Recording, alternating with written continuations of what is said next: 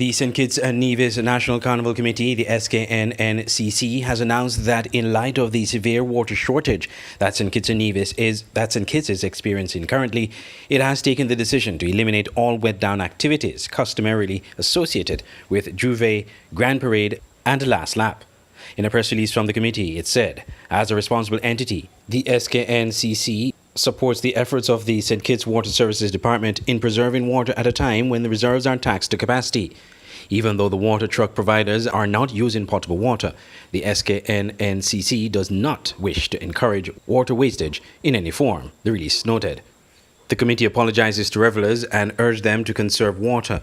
With the awareness that the wet down is a very popular component of street activities, the committee strongly supports the Ministry of Public Infrastructure and Utilities in its quest for the preservation of this most precious commodity, the release noted. The street activities commence with Juve on Monday, December 26th, the Caribbean Galaxy Junior Parade on Saturday, December 31, and the Grand Parade and Last Lap on January 2nd and 3rd, 2023. Sugar Mass is being celebrated under the theme Celebrate as One for Sugar Mass 51. I'm Andre Huey for SKN Newsline. According to a press release of the Nevis Reformation Party, the successful candidates of the recently held Nevis Island elections have been receiving congratulatory messages from within the Federation and from around the Caribbean. The release indicated that congratulatory messages were received from St. Kitts and Nevis's Prime Minister, Dr. Terence Drew, Resident Ambassador Michael Lin of the Embassy of the Republic of China on Taiwan, from Mark Goldin, the President of the People's National Party in Jamaica, and from Sean Richards, leader of the People's Action Movement and an opposition member of Parliament in the St. Kitts and Nevis National Assembly. Two of NRP's 5 candidates, party leader Dr. Janice Daniel Hodge and incumbent Cleone Stapleton Simmons, were successful at the 12th December polls. Unsuccessful NRP candidates Ron Iles, Dr. Patricia Bartlett, and J.D. Keynes were also commended for their participation in the electoral process. Glenn Bart reporting for SKN Newsline.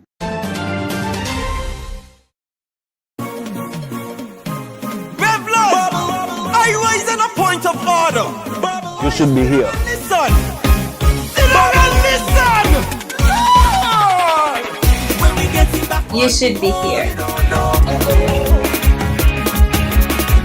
When we get back in. You should be here. When we go sit and wine again. You should be here. What if Carnival sail on the ark again? You should be here. We know we want back with Carnival. You should be here. One thing for sure. We need back.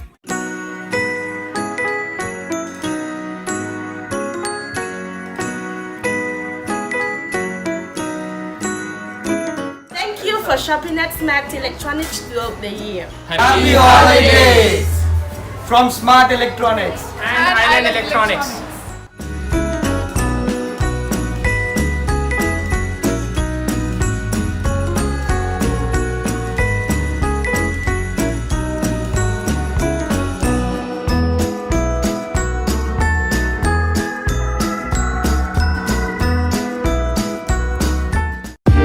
You're looking to sell, buy, rent, or manage a property, your answer has to be Diamond Real Estate and Management St. Kitts, Dreams. They provide oversight of real estate and physical property in St. Kitts and Nevis, perform regular maintenance, utility payments, and safety checks to ensure your property is well kept. Dreams manages and optimizes your rental listing, recruits tenants, and much more. Looking to sell that parcel of land or property, or dreaming of owning your own? Trust Dreams under the leadership and experience of its CEO, Velma Merchant. Many can attest to her professionalism and customer service. Diamond Real Estate Management St. Kitts. Call 663-7326 or visit their office at 15 Shadwell Industrial Estate, making your real estate dreams come true. The management of Quality Cleaning Service would like to wish all its customers over the past year a wonderful, peaceful, and joyous Christmas and a prosperous 2023 when it comes. Quality Cleaning Service is grateful to its customers for their patronage and support over the past year and looks forward to serving you in the new year. Quality cleaning service. Professional quality cleaning service with a personal touch. Quality, value, peace of mind. Located at 58 James Street, Bastyr, St. Kitts and Nevis. Call 665-8042.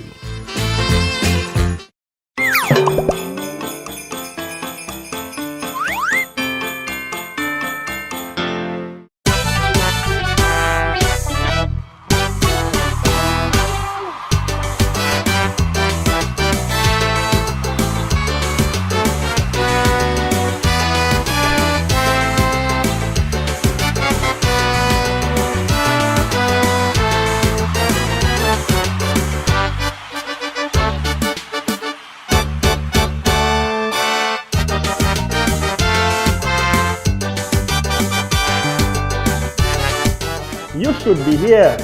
Despite all the controversies surrounding Carnival festivities. An agreement has been formalized between the government of St. Kitts and Nevis and Royal Utilities to provide desalinated water to the Frigate Bay area. Minister of Public Infrastructure Conris Maynard provided details of the arrangement in a video release on Friday evening. We were engaging with Royal Utilities to come to an agreement of sharing the excess or providing excess desalinated water from their plant here that usually supplies St. Kitts Marriott Hotel. And I'm pleased to announce that the government and Royal Utilities has formalized that agreement, and yesterday we started testing it out and pumping the excess desalinated water into our water system right here in Frigate Bay. What that will mean is that if all goes well over the next couple of weeks, into January and into February, when we hope to get all the pieces together, we will be able to pump desalinated water into the Frigate Bay area, such that we can then, Mr. Carty can then take the water that we usually pump to Frigate Bay and put it somewhere else in Bastyr to use, like in the village or even up to St. Peter's, etc. So this is very important. The minister stressed the need for conservation. I want to stress something. Although we are doing this, and this is just a small drop in the bucket of what we need to do, the key right now is conservation, conservation, conservation, conservation. Right? We simply don't have enough water to have 24-hour service as yet. In fact, we need about 1.5 million gallons of water per day just to meet our demand. The expected amount of water available is between 150,000 to 300,000 gallons a day from the desalination plant. I'm Andre Huey for SKN Newsline. The Salvation Army distributed food hampers to persons in communities around St. Kitts today, the 23rd December. The event occurred at the Church Hall on Keon Street, where Major Roxroy Campbell acknowledged contributors to the kettle fund that enabled the purchase of the food items. Under the theme Champions of Hope, the gathering of recipients took part in a brief ceremony prior to the distribution, addressed by special guest Mrs. Mavis Armstrong, a minister of gospel and a former teacher and guidance counselor. Major Campbell spoke to SK Newsline about the food hamper program. This year, this is my 11th year in St. Kitts with my wife, involved in the Christmas welfare appeal. So this year, we, because of the economic downturn, we find things are more expensive this year. Last year we did over 240 classes, but this year we could only do 175 because of the cost of the items, and we have to kind of spread the contributions around. We have been to the range, we have yet to go to Carmino, we have yet to go to the hospital, and we normally get something towards the prison as well. And then in the year, we try to make provisions that we have persons who are in need, and we have the funds, if we don't have it, we can't do it. Because we only do $1 per year. Alright, so for this year, as I said, we do 175 classes, and we try to spread it along to different villages, because there are persons here from time to time who take the names and give them to me, and they will distribute this to the persons. I've also gone to the Disabilities Foundation and taken the names of persons and I've given it out. Major Campbell expressed appreciation to the private sector corporations, to statutory corporations, public sector institutions, as well as to citizens and residents for their contributions. Glenn Bird reporting for SK Newsline.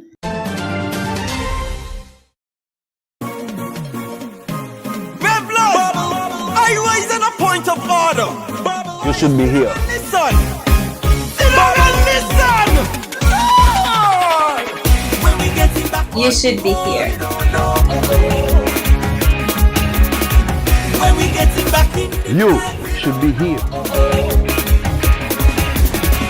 when we go sit and wine again. You should be here. What if Carnival sail on the ark again? You should be here. Thing we know. We want back with Carnival. You should be here. One thing for sure. We need back.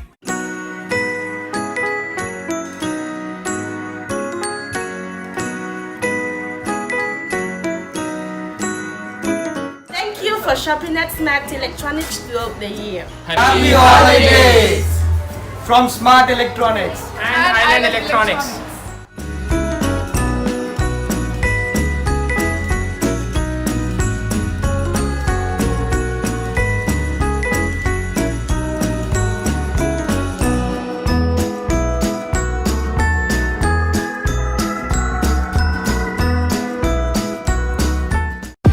When you're looking to sell, buy, rent, or manage a property, your answer has to be Diamond Real Estate and Management St. Kitts, Dreams.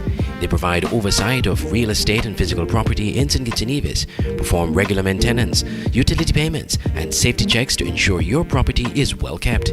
Dreams manages and optimizes your rental listing, recruits tenants, and much more. Looking to sell that parcel of land or property, or dreaming of owning your own? Trust Dreams under the leadership and experience of its CEO, Velma Merchant. Many can attest to her professionalism and customer service. Diamond Real Estate Management St. Kitts. Call 663-7326 or visit their office at 15 Shadwell Industrial Estate, making your real estate dreams come true.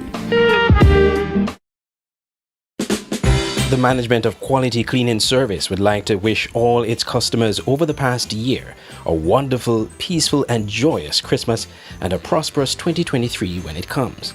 Quality Cleaning Service is grateful to its customers for their patronage and support over the past year and looks forward to serving you in the new year. Quality Cleaning Service, professional quality cleaning service with a personal touch. Quality, value, peace of mind. Located at 58 James Street, Bastyr, St. Kitts and Nevis. Call 665-8042.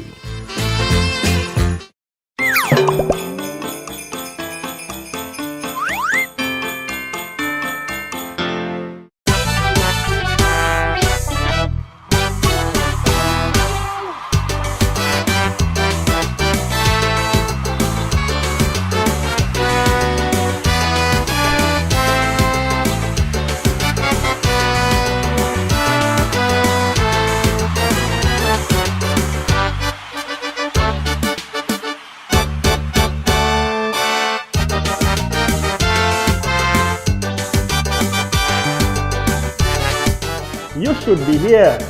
Despite all the controversies surrounding Carnival festivity.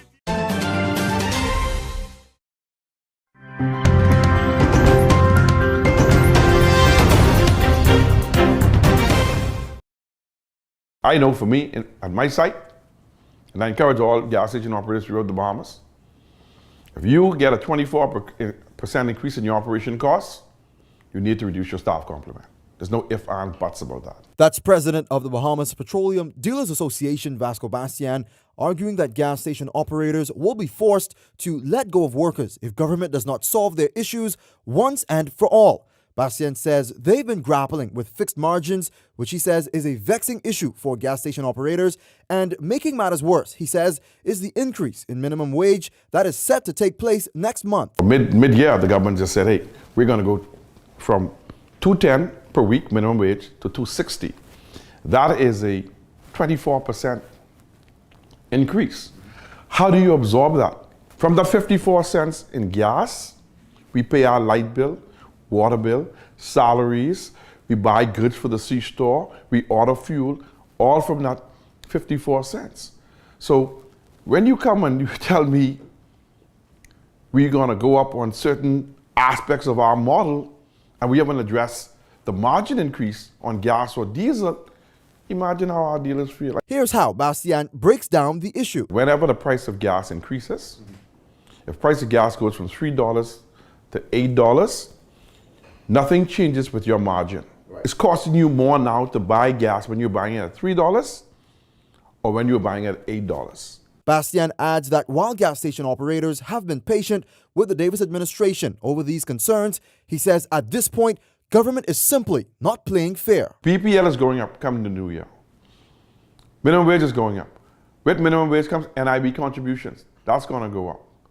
When NIB contribution goes up now and all that other stuff goes up, your business license is going to go up. You can imagine what gas station operators in the Bahamas will pay for business license come 2023, which has to be paid by March 31st, 2023, based on previous year's sales. When gas was at $7.39 in August, you're paying business license on gross turnover, not on net profit. There's no net profit. That's what's established that, eh? So here's his plea to the Davis administration. We want to sit down with the Prime Minister again, Mr. Michael Alkidas, early in before the year end, if it's possible, with Mr. Wilson, with all the bureaucracies and different personalities inside the Ministry of Finance, and let's put this baby to rest. We are struggling, we continue to struggle. We want to put this baby to rest. Jose Etienne, Eyewitness News.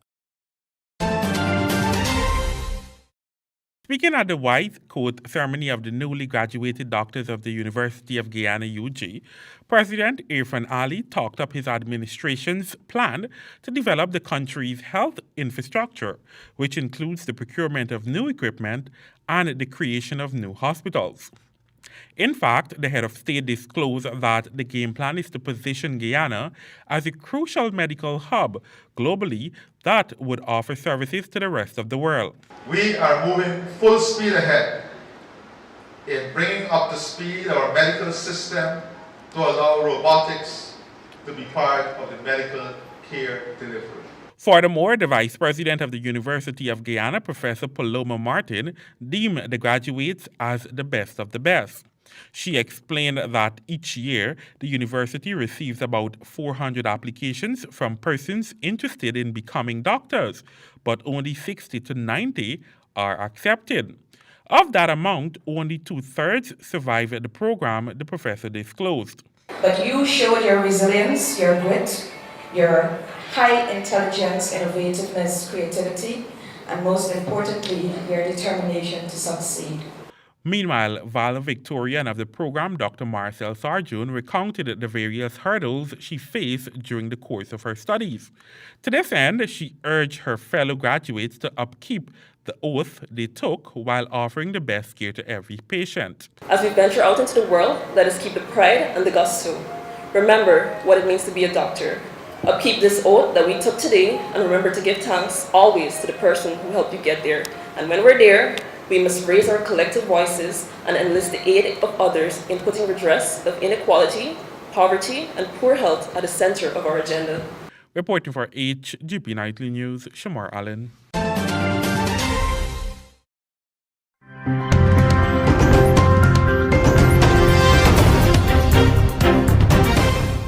President Volodymyr Zelensky is in Washington. It is his first trip abroad since Russia invaded in February. And in the last half hour, he has been welcomed by President Biden at the White House, along with Dr. Jill Biden. A little later, he will address a joint session of Congress, and U.S. leaders are expected to announce a new package of military support for Ukraine, including a Patriot air defense missile. So let's get more on this. We can speak to Jill Sinclair, Canada's representative to the Ukraine Defense Reform Advisory Board, joining us live from Ottawa. Welcome. We know that the U.S. is in terms of military support and in terms of financial support, is giving the most internationally to Ukraine. But just talk us through what we can expect to hear from Volodymyr Zelensky. What is it that he really wants? Oh, Kasia, thanks for having me. Look, what Zelensky needs and what we need to give him is weapons, weapons, and weapons. Increasingly sophisticated, increasingly capable to enable Ukraine to continue this extraordinary fight that it's been waging against Russia in response to Russia's illegal invasion for 300 days. So weapons, weapons, weapons, and sustained political support. So as we're watching Volodymyr Zelensky and Joe Biden together inside the White House, and these, I cannot understate just how historic these images are. The first time that Ukraine's leader has left the country since the 24th of February, when Russia launched that full-scale invasion of Ukraine. I just wonder, the imagery is not lost on us, but as you say, they need weapons and they need continued support. Is there appetite across the United States, given what so many different countries are facing, a cost of living crisis? Is there, Jill, appetite? And I'm just, before I put that to you, let's hear in to what the President is saying. Continue to inspire the world. I mean that sincerely. Not just inspire us, but inspire the world with their courage and how they have chose their resilience and resolve for their future. And the American people have stood proudly with them, Democrats and Republicans, together with our allies in Europe and Japan and other places, to make sure you have the financial, humanitarian, and security assistance that is needed. We're going to talk about that today. And we're going to continue to strengthen Ukraine's ability to defend itself, particularly air defense, and that's why we're going to be providing Ukraine with Patriot missile battery and training your forces to be able to accurately use it. Together with our partners, we're also going to continue to impose costs on the Kremlin, and we'll support Ukraine pursuing a just peace. President Zelensky, the United States stands with the brave people in Ukraine. We stand with you. You've been a great leader. And by the way, we have a famous thing that occurs once a year. We pick the Man of the Year in Time magazine. You are the Man of the Year in the United States of America. And so welcome. We have a lot to talk about. The floor is yours, sir. Thank you so much, Mr. President. Great honor for me to be here. Dear journalists, thank you so much for the invitation. I really wanted to come earlier. Mr. President knows about it, but I couldn't do it because the situation was so difficult. And now, if I came in that we control the situation, and because of support. And first of all, because of your support, and I understand that we have very important topics and we'll discuss them, everything, so many challenges in Ukraine, in Europe, in the world, and from energy to the situation on battlefield. But first of all, all my appreciations from my heart, from the hearts of Ukrainians, all Ukrainians, from our nation, strong nations, all the appreciation to you, first of all, Mr. President, for your big support and leadership. Of course, Europe, many countries helped us and are helping now, because the war is not over. It's a bit, but anyway, but that is your leadership. Thank you, first of all. Thank you so much, Mr. President. Of course, thanks my partisan support, thanks Congress, and thanks from our just ordinary people to your ordinary people, Americans. I really appreciate. I think it's very difficult to understand what does it mean when we say appreciate, but you really have to feel it. And thank you so much. Great honor to be here. And yesterday I was on Donbass in Bakhmut. That is the place on the east of our country. You know all the details. We had so many phone calls and spoke detailedly about it. And I want to give you something. One guy, he's really real hero, real captain, and he asked me to pass his award. And he asked me to pass his award to President Biden. You will understand, he is the captain of HIMARS battery. Yes, he's very brave, and he said, give it to a very brave president. And I want to give you, that is the cross for military merit. That is one. Oh, God love you. Yes, that is from him, and I have the list. He wrote the list. Yes, I didn't read, Mr. President. I can't read. It's not it's in Ukrainian language, but here the translation. It's from him. And his name is, I have his name, I could contact him? Yes. Pavlo. Pavlo, tak. Well, undeserved, but much appreciated. Thank you. Thank you. Thank you. He said that many his brothers, this system saved. So thank you very much. Well, we have a tradition here, and I will give it to him. My son, who fought in Iraq, they have what they call a command coin. You've seen those coins we have in the battlefield? I will make sure that he gets one of those. Great. Give me, I will give. Well, thank you. Thank you so much. Appreciate it. What a great honor. Thank you. Great honor. Well, thank you, press. The chief of the World Health Organization says he's very concerned about the increase in cases of COVID-19 in China. It's been 2 weeks since the most severe restrictions were lifted, and cases are reported to be rising fast. Ross Atkins has more. China's zero COVID policy is over, and the virus is surging. China's chief epidemiologist is warning this is the first of 3 waves. One doctor quoted by state media calls this a pandemic tsunami. And establishing how big this outbreak isn't easy. Official statistics note 16 COVID deaths in the last month, but there's skepticism about these figures. Then, look at the far right of this chart. The number of confirmed cases is falling, but that's because mass testing in China stopped recently, which means no one's quite sure what's happening with the virus. There are, though, ways that we can build up a picture of this surge. The BBC's team in Beijing filmed this queue outside a health clinic and filmed this queue outside a pharmacy. The sign says no cold and flu tablets, no thermometers, and no testing kits. Social media is another potential source of information. By cross-referencing with other images posted online, the BBC has verified this video, which shows overcrowding at a children's hospital in northern China. We're seeing lots of other videos too, appearing to show hospitals under pressure, but these are difficult to verify. There are restrictions on Chinese social media platforms that stop people from being able to post freely, and therefore it can be difficult to get an accurate assessment of what's happening on the ground. Social media is one source, news agencies are another. Reuters reports that in Beijing, the local emergency hotline has been overwhelmed by over 30,000 calls per day. Reuters also filmed these queues of vehicles outside a crematorium, though it's not clear if this is caused by COVID. Or in Guangzhou, a crematorium worker told the AFP news agency it's 3 or 4 times busier than in previous years. As well as news agencies, we can follow official statements too, such as this in Beijing. Medical supplies in the city and treatment resources are under increasing pressure due to the rapid spread of the epidemic and the continuously rising number of patients with fever.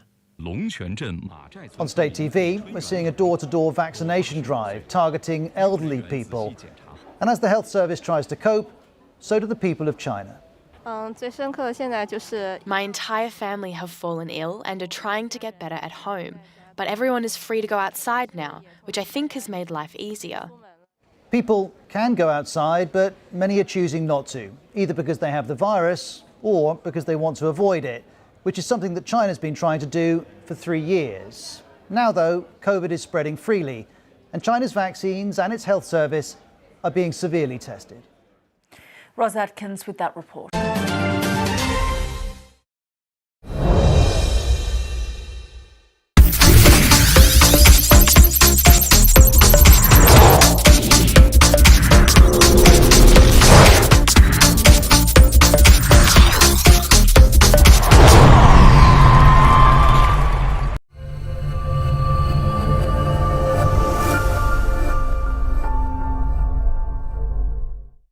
Once the mighty champions of St. Kitts Nevis football, Escrave Newtown United FC have been struggling for the better part of the last decade to return to those heights of greatness. It was the hope that the new core of Newtown players would have catapulted the team back to former glory. But as with every club, rebuilding takes a process. And from the outcome of the just concluded season, that process is still ongoing. While getting some exciting results this season and blooding new players with great potential, Newtown finished 9th in the SKNFA Premier League table with 18 points. It's just that we need to work on our scoring, the final pass, final third. We need to do some work in that area probably. Again, but the guys have to be willing and ready to accept it in terms of coming to the training ground. I mean, that's been a challenge lately. You know, nobody really like to lose, and when you lose, you'll be getting a lot of things, a lot of negative feedback in terms of the fellas, whether it's even mentally. You know, a lot of times we only look at our technical and physical appearance to the game. But I think mentally it's been killing us, and for us, once we could be mentally strong for the remaining games, then we'll be definitely good. Newtown still has some more work to do in order to improve their ranks in the new season. With the new executive board, it's left to be seen how they will fare for the 2023 football season.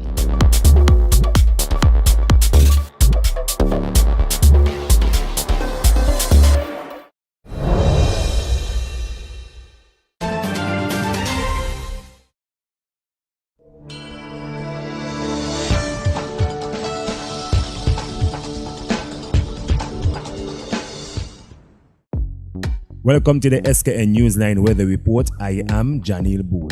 Here is a look at the forecast for St. Kitts and Nevis.